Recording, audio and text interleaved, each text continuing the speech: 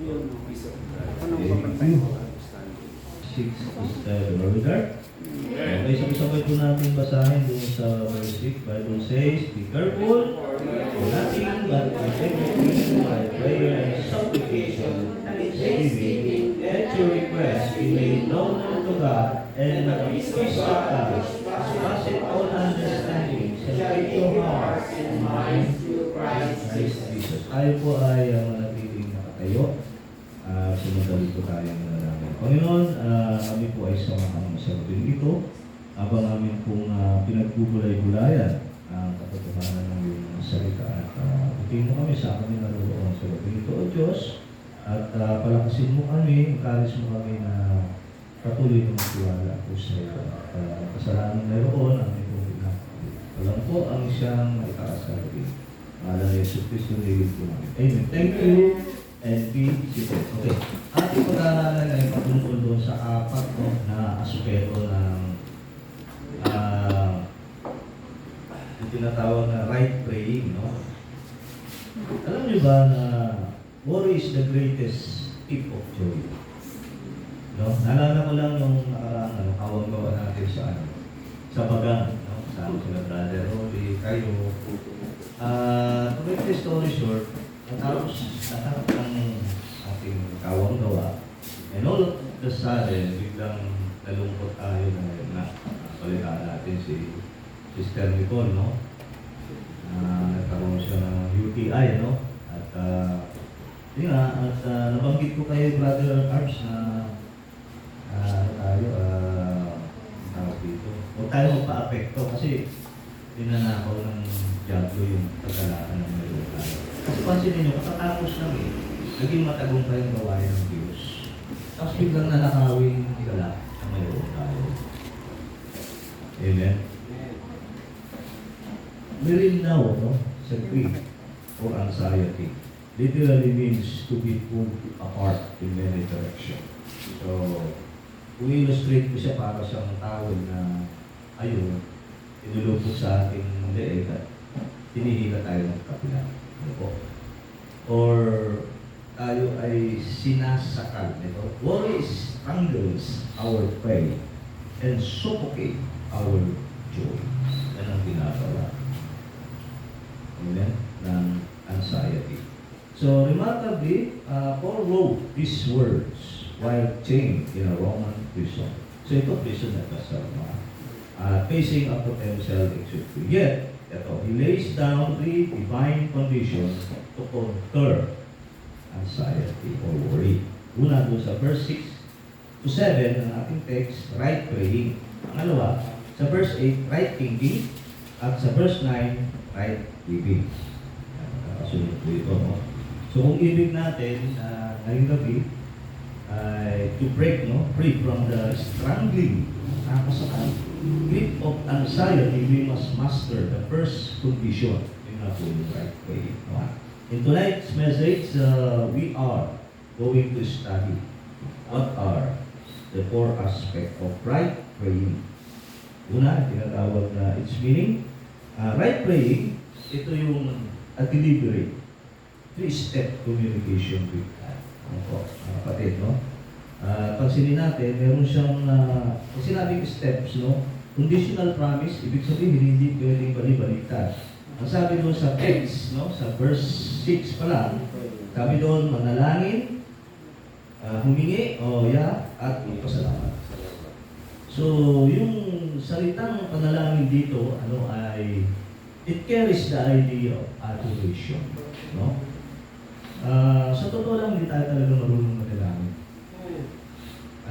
Kaya doon sa Roman 8:26, sinasabi na ang Holy Spirit ang nag-i-intervene. Kaya nakakaabot yung ating panalangin sa throne of grace. Amen? Kung babalik tayo doon sa teaching ng ating Panginoon, Matthew 6, no? Verse 9, na ganito kayo ika mananalangin. So mapapansin natin kung sasummarize natin yung acoustic meaning ng the word acts, di ba? Yung first letter doon stands for adoration. Okay? Madalas, no? Pag tayo ay may problema at may mga pangangailangan, agad-agad tayo dumudulog sa Diyos without even worshiping Him. So, sa makatuwid, it implies, no, kapag may right praying, may wrong praying. Di ba? Kaya minsan, sa halip na bigyan ng Diyos yung panalangin, lalo tayong nag-aalala. Nag-i-increase yung pressure. Hindi dahil ang Diyos natin ay bigay at dinidinay ng ating harap. Pero kasi, meron siya tinatawag na divine, no, order. No? Dahil ang Diyos natin ay hindi siyang kapangyarihan katulad ng kidlat, isa siyang persona. Ang mga tuwid, pag ina-address natin ang Diyos sa throne of grace, kinakailangan doon natin pag-respeto. No? Kinikilala natin yung kanyang majesty, na siya ay mas malaki kaysa sa ating problema. Kaya naruroon na agad yung ating pasasalamat. Wala pa man. Amen? Nakakasunod po tayo. Okay. Yeah, so yun, prayer stands for your adoration, approaching God for who He is. Yun. Bakit ka nagpapasalamat sa Diyos? Kasi binatanggap ka ng pagpapala. Ngayon, ang pangalawang tanong, sino ba yung nagbigay sa iyo? At kaya mo siya winu-worship? Kasi Diyos siya. Amen? Amen. At kinikilala natin na, of course, lahat ng bagay mula sa ating Panginoon. Pangalawa, sabi ng supplication. Supplication rather. Stands for petition. Kung meron tayong kahilingan, may hinihiling tayo isang bagay sa Diyos. Ito ba yung bringing out specific needs? Okay, meron tayong specific na need. O kaya, yung tinatawag na hurts. No? Ay, yung pagkakataon talaga na open tayo, nasasaktan tayo, at wala tayong mapaghingahan ng sama ng Diyos, kundi binubulalas natin ito sa ating Panginoon. At ganun maparaanan ay re-release tayo somehow. No? Nakakapagdang tayo ng kapaghingahan. At hindi lang yun yung mga problema. No? Ang buhay kasi, 6 feet below the ground, sabi ko sinasabi, wala na tayong problema. So hanggang tayo ay buhay at malakas, lagi at lagi nalagyan ng problema. Kaya madalas sinasabi ng Panginoon sa atin na cast thy burden upon the Lord. Nag-iimbita siya, di ba? Ang problema kasi, parang hindi tayo marunong manalangin. Parang ano lang yan, isa kang skilled na worker. So, meron kang gustong mangyari. Ngayon yung amo mo, meron hindi siyang gustong mangyari. Ang problema, kayong dalawa hindi kayo magkatulong. Ano ang mangyayari sa ginagawa mong proyekto? Di ba? Hindi kayo magkakasundo. At ang mali lamang ang inuulit. Inuulit-ulit ng Diyos para matutunan tayo na ang ating meron tayo kasi komunikasyon sa Diyos.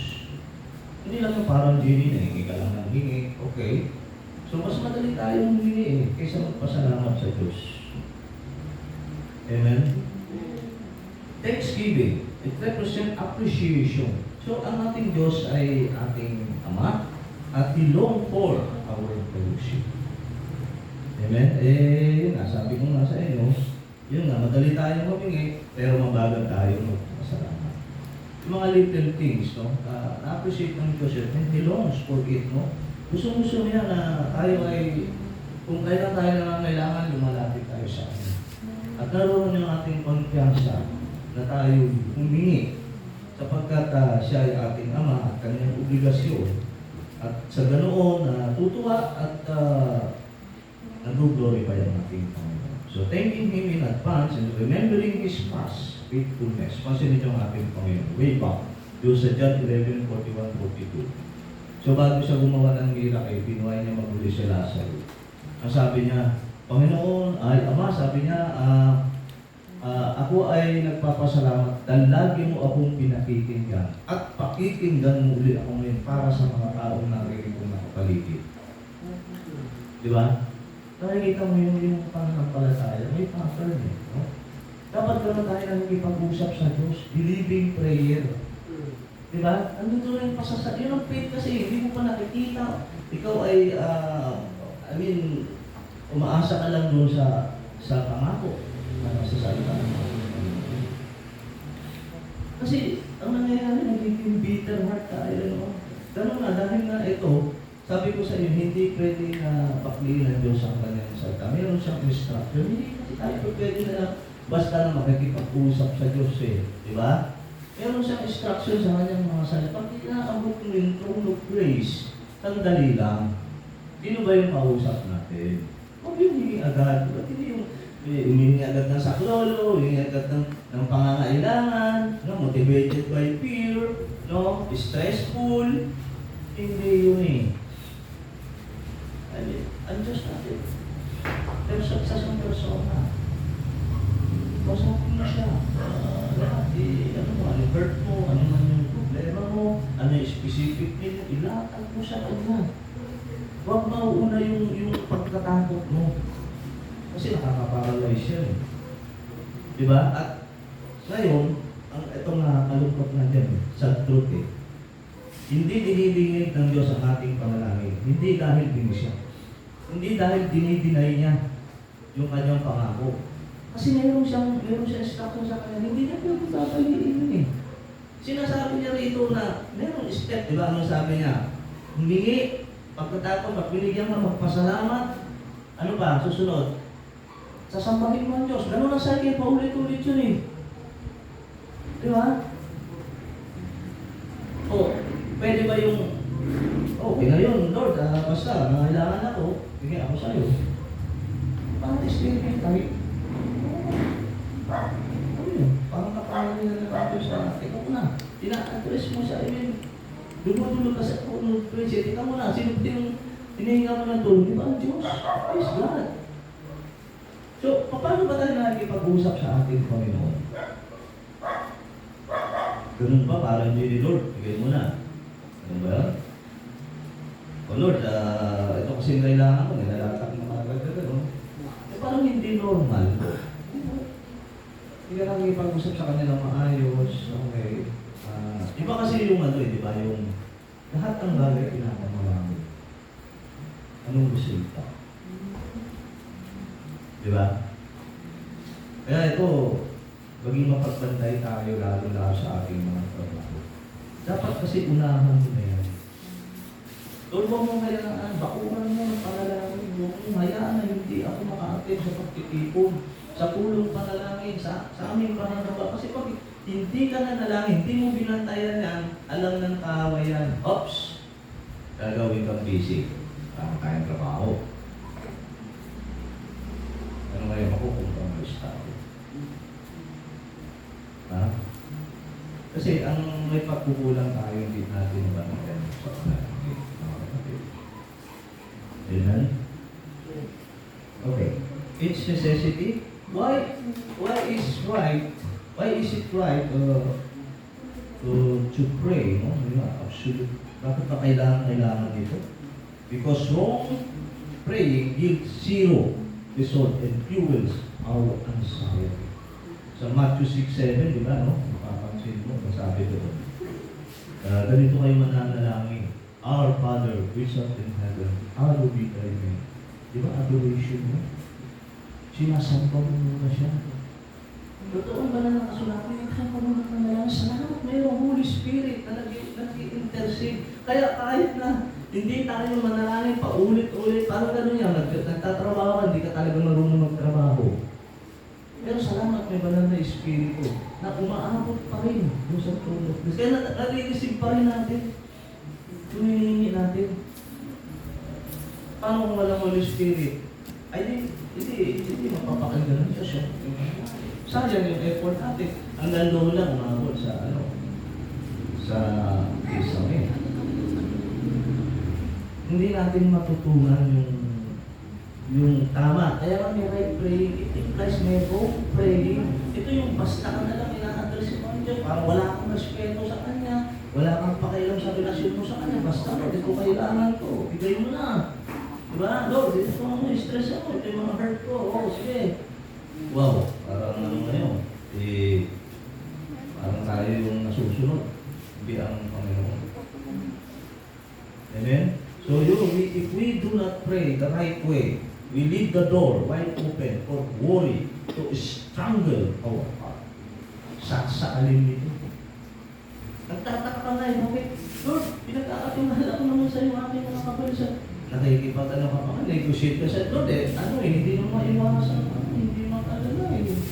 Kasi until now, hindi ko pa na-receive yung hinihingi ko eh. Diba? Pero ang totoo, we pray the wrong way. Amen? Kaya lalo lang, sa halip na marilig tayo, maibsan tayo ng kabalisan, lalo tayo nagpipiwen, no? Parang gatong na lalo pang stress. Bakit? Walang bullshit. Diba? Walang petition. Hindi talaga masasabi na umabot ko sa throne of grace hanggang ceiling lamang. Kasi, you pray na doon. Wait. Walang appreciation, no? Pagkatapos ito yun ng Diyos, hindi mo man lang sabihin sa Lord, salamat po.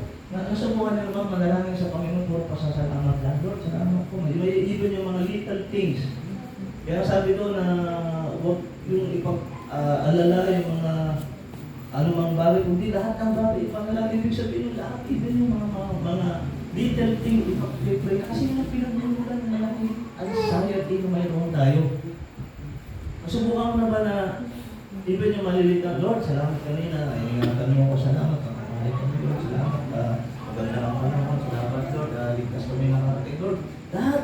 Lord, salamat sa fellowship namin. Naging matagumpay yung gawain, Lord. Salamat po sa iyong mensahe. Yung mga ganun ba? Mag-uumapaw ang pasasalamat. Hindi mo namamalayan ang sasambahin kasi yung pinasasalamatan ng Diyos. Mauwi sa pagsamba. Napupuspos ka ng banal na espiritu. Bumubuksan yung talinga ng Diyos.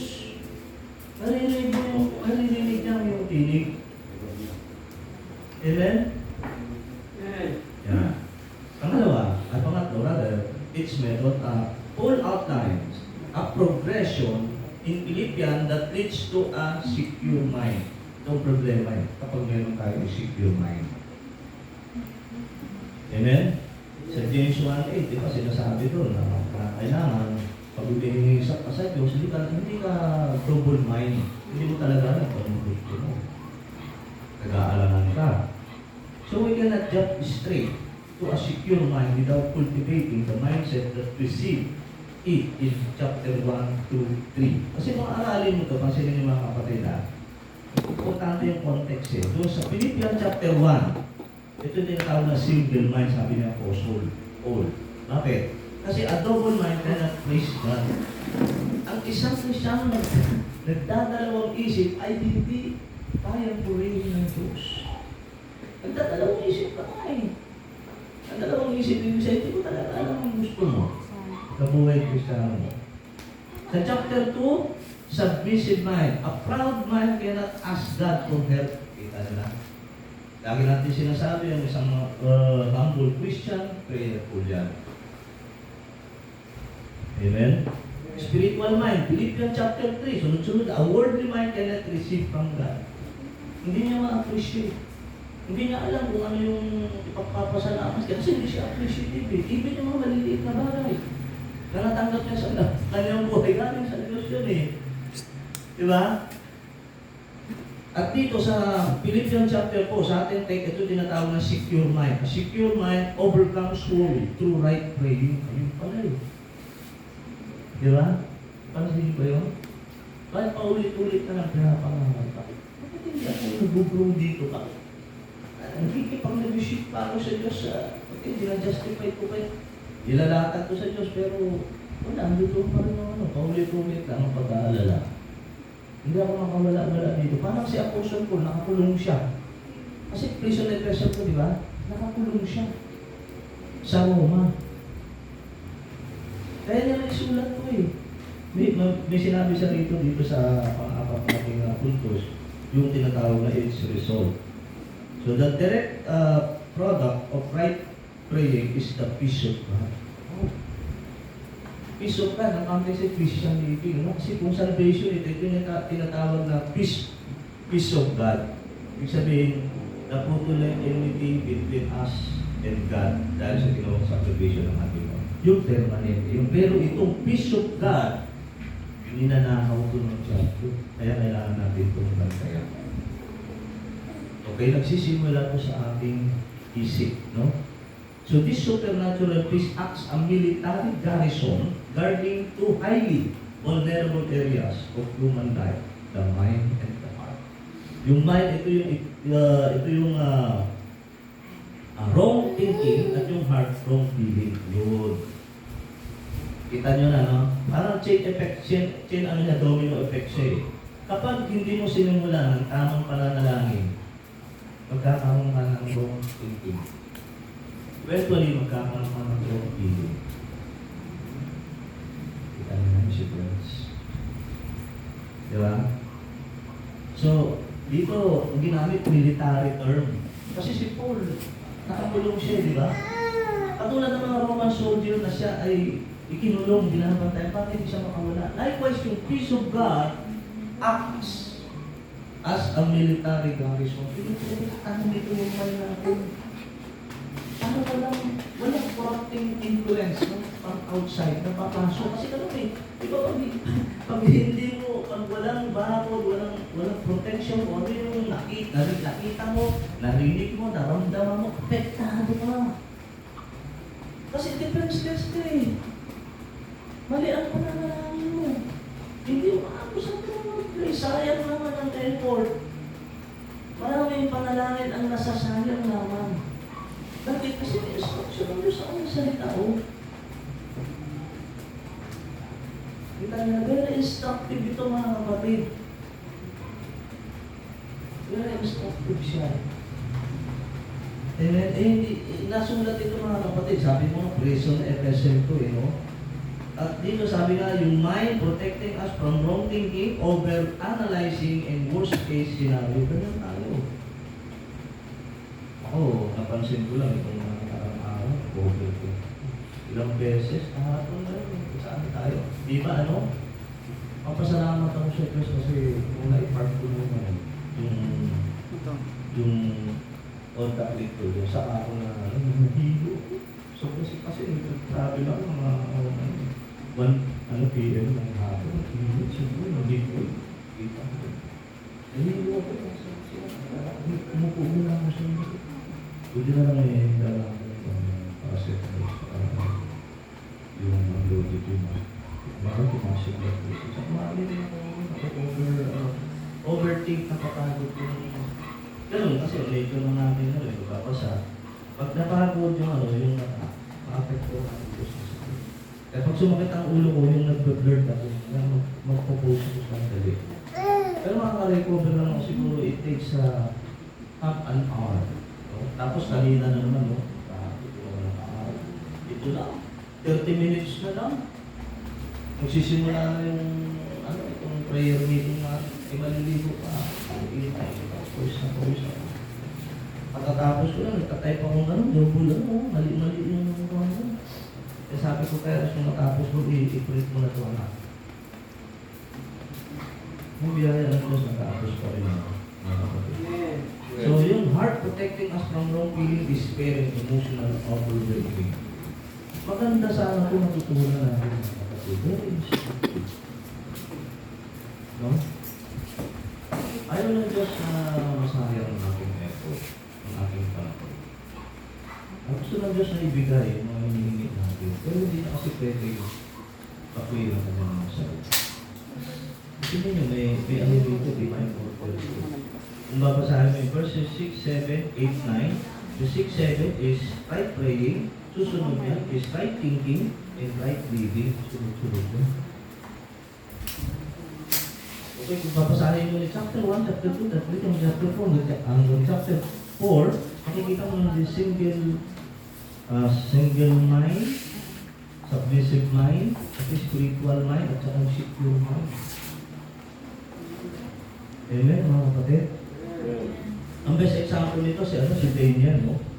Si Daniel, doon sa 6:10 to 11, sabi dito, and now when Daniel knew that the writing was signed, he went into his house, and his window being open in this chamber toward Jerusalem, he kneeled upon his knees 3 times a day and prayed and gave thanks before his God as he did aforetime. So verse 11 sabi niya, and then these men assembled and found Daniel praying and making supplication before him God. Then he came near and spake. So dito, pinapakita yung peace through prayer. So paano naman, pag i-demonstrate yung Ephesians 4, 6 and 7, sa Daniel 6, 10, 11, isa lang tinuturo. No, yung right praying. Na divine order siya. No? Yung prayer doon ay it gives the idea of adoration. Bakit mo siya sasambay? Kasi yung nagbigay sa'yo Diyos eh. Diba? Ayun yung right praying. Pagkatapos nun, sa communication, kahilingan. Ilatag mo yung kahilingan mo sa Diyos. Kasi nandun na eh, na-developing na yung personal relationship with Him. Punong-puno ang puso mo ng papasalamat. Hanggat maaari, every little thing, kasama yung pinag-pinti mo ng pagpapasalamat sa Diyos. Ikaw ba yan? Tatay ka, humingi yung anak mo. Hindi lang yun, tanggap ng tanong, hindi man lang magpasalamat. Diba? Hindi ma-appreciate yung hirap ng magulang. Dito yung mga little things. So, ang Diyos, He knows, no? Siya sa oras ng litango. Namimiss niya yung ano. Hindi lang yung basta kayo humingi. Hindi dahil na akay nyo sa ata. Ay, ito yung fellowship with me, no? Kasi magbibigay ako na kasi mag-ilang sa after doon eh. Gusto niya makilala mo siya ng personal, intimately, okay? So habang humihingi ka, habang tumatagal, lalo mo siyang lalo ka napapalapit sa Diyos. Naunawaan mo ang kanyang mga kalooban, kaya pag humihingi ka, isa-synchronize mo yung kalooban mo siya. Hindi may pipilit yung gusto mo. At saka may instruction ng Diyos, paano ba kita kakausap? Paano ba kita i-address? Hindi yung basta na lang yung sa palagay mo, ito gagawin mo, kakausap. Hindi ka noon nasasayang siya. Okay. Kaya nga nasulat ko kaysa ni President, katulad ni Apostol, example niya, nakapulot siya sa Roma, ginagawa siya sa mga Roman soldier para siya makawala. Likewise, yung peace of God, yun ang resulta eh. Pagka sinunod mo yung divine order, andyan na yung prayer kasi na eh, yung worship mo kasi nagbigay sa'yo ay Diyos, okay, at ngayon nilalakad mo lahat ng mga hurts mo, mga specific need mo, tapos mga problem mo. Masarap eh. Masarap kang gano'n yung meron kang napaghihingahan. Somehow, relief ng stress. Kasi hindi ka sasayang yung ibinigay mo sa Diyos eh. Palagay mo, kayaan ba ng Diyos na hindi, sabi na, ask kayo ulit yan. I'll take care of you, sabi mo naman. Hindi lang yun. Ibibigay ko sa'yo. Amen? So, therefore, we see, no, that defeating anxiety requires a shift from worrying to right praying, combining adoration, supplication, and appreciation. So, ibig sabihin, yung peace is not an accident, it is a promise fulfilled when we align our minds with God's method and guard our heart with His presence. So, anong gagawin natin? Balik-ulit sa salita ng Diyos. Sabi niya, pray. Yung ginamit ng pray dito is carries the idea of adoration, supplicate. Meron mga kahilingan sa and guys, huwag mo matilitan. Na pagkatapos mong hiningi, binigay ng Diyos. Sampahin mo siya. Napaka-integrato natin. Kapag nandun lang tayo sa pasasalamat ng mga Diyos, matatandang din, sampahin natin yung natin. Kasi yung nagbigay siya sa Panginoon. Yun ang mensahe ng Diyos. Why worry when we are ready? Amen.